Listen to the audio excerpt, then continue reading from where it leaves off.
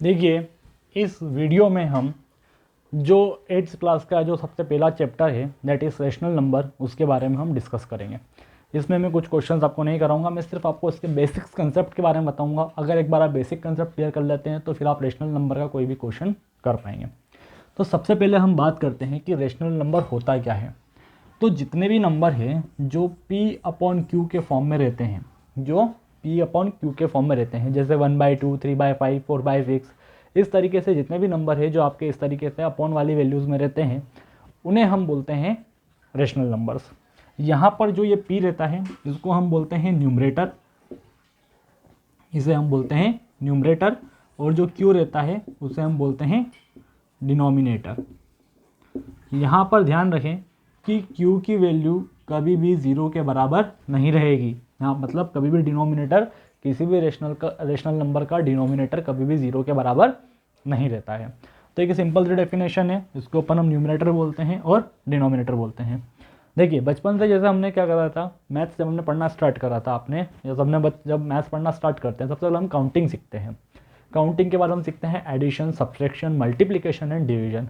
तो यहाँ पर भी आपको यही करना है कि जो आपके पास रेशनल नंबर्स है उनका आपको एडिशन, सब्ट्रैक्शन, मल्टीप्लिकेशन और डिवीजन आना चाहिए। अगर आपको ये चारों चीज़ें आती है तो आप इजीली रेशनल नंबर से रिलेटेड कोई भी क्वेश्चन कर पाएंगे। तो जैसे अपन बात करते हैं कि हमारे पास सबसे पहले हम सीखते हैं एडिशन, कि हमें किन्हीं भी दो रेशनल नंबर का एडिशन किस तरीके से करना है। जैसे सपोज कीजिए मेरे पास कोई भी दो नंबर है, जैसे 3/5 और 8/5। यहाँ पर मेरे पास ये दो रेशनल नंबर है, एक हो गया आपका 3/5 और ये हो गया आपका 8/5। अगर इस टाइप से अगर आपको इनको ऐड करने के लिए आता है और दोनों के डिनोमिनेटर सेम है, दोनों के डिनोमिनेटर सेम है, तो ये इजीली क्वेश्चन हो जाएगा। सिर्फ आपको यहाँ पर डिनोमिनेटर को एक बार लिखना है नीचे, और ऊपर जो भी वैल्यू है उसे हमें प्लस करना है। तो 3 + 8, तो 3 + 8 हमारे पास हो जाएगा यहाँ पर 11, तो ये आपका हो जाएगा 11/5। तो जब भी डिनोमिनेटर वाली वैल्यूज़ आती है तो आप उनको इजीली सॉल्व कर सकते हो। लेकिन जब हम बात करते हैं कि जब दो वैल्यूज़ के डिनोमिनेटर सेम नहीं है तो उस केस में आप क्या करोगे, तो उसमें हम दो तरीके से उसको सॉल्व कर सकते हैं। जैसे सपोज कीजिए हमारे पास कोई भी दो वैल्यू है, जैसे 3/2 प्लस 9/4। यहाँ पर डिनोमिनेटर 2 है, यहाँ पर डिनोमिनेटर 4 है। इसको करने का एक सिंपल तरीका है, मैंने क्या बोला आपको कि यहाँ पर दूसरी तरफ 5 था, तो मैंने इजीली इसको क्वेश्चन को सॉल्व कर लिया। यहाँ पर डिनोमिनेटर दोनों के अलग अलग है, तो इनको अगर मुझे सिंपल करना है तो मुझे यहाँ पर 4 है, तो मुझे यहाँ पर भी कितना चाहिएगा, 4। अब 2 में मैं ऐसा क्या मल्टीप्लाई कर सकता हूँ जिससे मुझे 4 मिल जाए, ऑब्वियसली 2। अगर मैं 2 में 2 का मल्टीप्लाई करूँगा तो 2 हो जाएगा।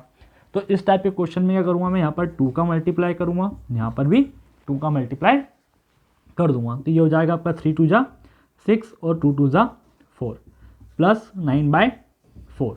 तो ये आपका क्वेश्चन ईजी हो गया, क्योंकि यहाँ पर हम किसी भी, ये हमारे पास पावर है कि हम किसी भी सेम वैल्यू से न्यूमरेटर और डिनोमिनेटर में सब्ट्रैक्शन, एडिशन, मल्टीप्लिकेशन और डिवीजन कर सकते हैं। यहाँ पर हो जाएगा हमारे पास 4 और 4 का जो हमारे पास आएगा, तो हम 4 को एक बार लिख देंगे, ऊपर हो जाएगा 6 + 9 and that is comes out to be 6 + 9 = 15/4। That is our normal addition. इसके बाद में अगर हम बात करें कि कुछ इस टाइप के आ जाते हैं, जैसे हम बात करते हैं कि हमारे पास आ गया 3/2 + 4/3, ये नॉर्मल सा क्वेश्चन आ गया।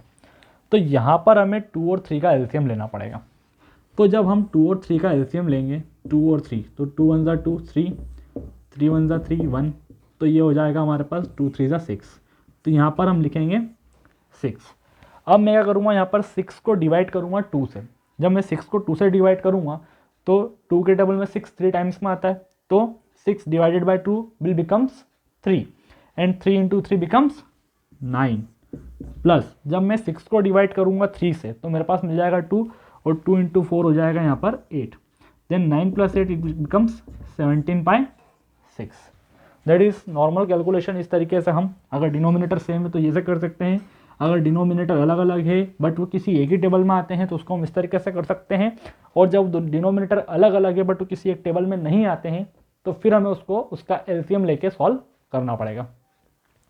सेम अगर आपको सब्ट्रैक्शन करना है तो सब्ट्रैक्शन करने में भी कोई प्रॉब्लम नहीं है, सब्ट्रैक्शन की प्रोसेस भी सेम ही रहती है, बस आपका यहाँ पे प्लस की जगह पर माइनस लिख जाएंगे, बाकी पूरी प्रोसेस आपको सेम है। तो ये आपका होमवर्क है कि आपको यहाँ पर ये जो प्लस है इनको हटाकर माइनस लगाकर जो वैल्यूज़ आ रही है वो आपको सॉल्व करके मुझे बताना है। अब हम इसका मल्टीप्लिकेशन और डिवीजन सीखते हैं।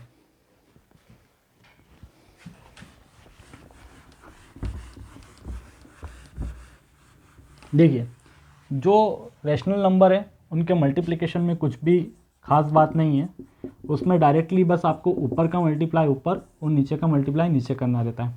जैसे मैं बात करता हूँ 3/5 इंटू 8/6 की, अगर इन दोनों का मुझे मल्टीप्लाई करना है तो मैं ऊपर का मल्टीप्लाई ऊपर कर दूंगा, नीचे का मल्टीप्लाई नीचे कर दूंगा। That is 8 3 24 and 5 6 30। ये हमारा फाइनल आंसर हो जाएगा। लेकिन वहीं अगर मैं बात करूं डिवीजन की, अगर मुझे इन्हीं दो नंबर को करना पड़ता, डिवाइड करना पड़ता, तो ये हो जाएगा हमारे पास 3/5 डिवाइडेड बाय 8/6। तो जब भी मुझे डिवाइड करना था तो इस वैल्यू को मैं रेसिप्रोकल करके मल्टीप्लाई कर दूंगा। रेसिप्रोकल करने का मतलब ये होता है कि उसे हमें उल्टा करना पड़ेगा। तो ये हो जाएगा 3/5 इंटू में 6/8। तो ये वैल्यू और ये वैल्यू आपस में इक्वल रहेगी। 3 6 हो जाएगा यहाँ पर 18 और 5 8 हो जाएगा हमारे पास 40। तो ये सिंपल सा हमने एक बेसिक सीखा है। इसके अगले वीडियोस में हम इसके जो एक्सरसाइज है एनसीईआरटी के साथ उसके कुछ क्वेश्चंस करेंगे। Thank you for watching.